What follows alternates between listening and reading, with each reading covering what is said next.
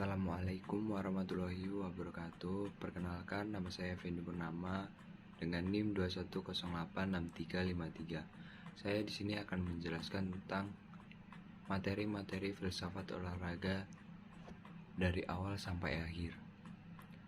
Yang pertama yaitu filsafat olahraga adalah cabang dari ilmu filsafat yang berupa menganalisa konsep akan olahraga sebagai kegiatan manusia. Materi selanjutnya yaitu sejarah filsafat olahraga.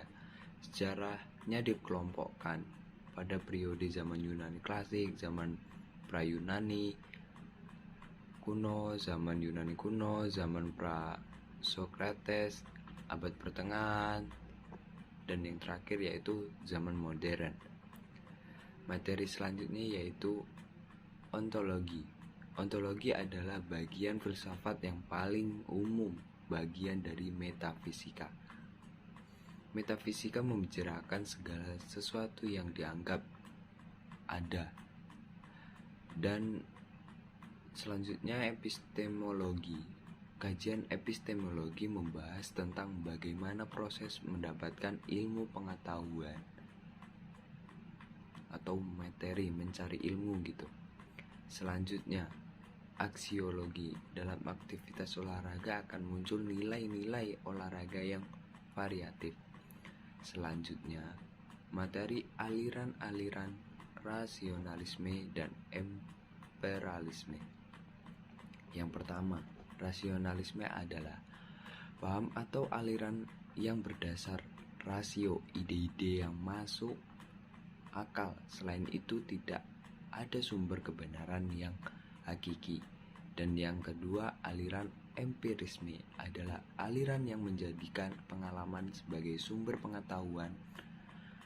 Selanjutnya tentang materi yaitu konsep jiwa dan raga serta tubuh manusia.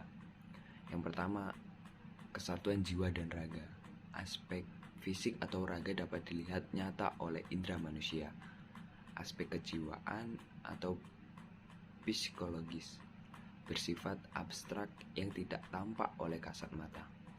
Aspek jiwa raga merupakan kesatuan sudah tentu antara keduanya akan saling mempengaruhi. Selanjutnya yaitu tubuh manusia. Tubuh atau badan disebut juga raga tubuh, akan hidup atau bergerak karena ada jiwa. Materi selanjutnya yaitu tentang filsafat pendidikan. Filsafat pendidikan itu merupakan teori umum yang dari pendidikan, landasan dari semua pemikiran mengenai pendidikan. Dan yang kedua, ruang lingkup. Yang pertama, merumuskan secara tegas sifat hakikat dalam pendidikan. Dan yang kedua, merupakan sifat hakikat manusia sebagai subjek dan objek pendidikan.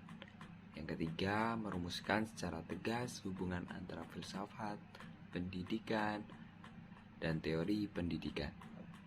Yang keempat, merumuskan hubungan antara filsafat negara, filsafat pendidikan, dan politik pendidikan. Yang kelima, sistem norma atau isi moral pendidikan karena tujuan dari pendidikan. Materi selanjutnya yaitu play dan game. Play yaitu bermain, adalah segala aktivitas untuk memperoleh rasa senang tanpa memikirkan hasil akhir yang dilakukan secara spontan, tanpa paksaan orang lain. Sedangkan game adalah bertujuan untuk menghibur saja, biasanya disukai anak-anak dan orang dewasa.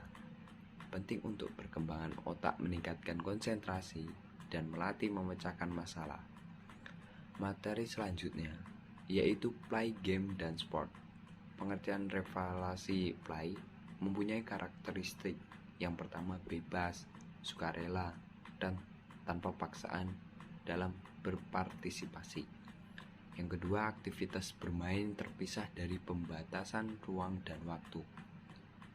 Yang ketiga, hasil dari aktivitas bermain adalah suatu yang tidak diketahui atau direncanakan sebelumnya. Yang keempat, aktivitas mumi bermain tidak produktif, tidak menghasil nilai yang permanen. Yang kelima, peraturan bermain bergantung pada kondisi, tunduk pada kesepakatan situasional.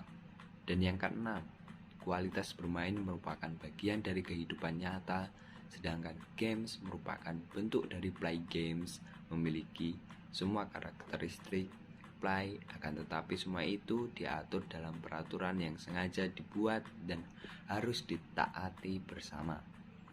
Satu lagi, sport merupakan permainan pertandingan yang sudah dilembagakan di lingkungan masyarakat atau di tempat-tempat kita. Materi selanjutnya yaitu dualisme. Adalah dua kondisi yang berbeda, hidup berdampingan dalam masyarakat, sesuatu bersifat superior, lainnya inferior. Selanjutnya, dualisme dalam olahraga.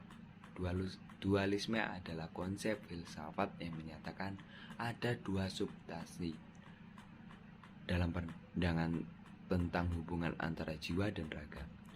Dualisme mengeklaim bahwa fenomena mental adalah entitas non-fisik. Materi yang terakhir yaitu fair play dalam olahraga. Fair play merupakan sikap mental yang menunjukkan martabat. Dan yang kedua, doping. Doping tinjau dari aspek etika. Doping itu penggunaan obat secara ilegal seharusnya.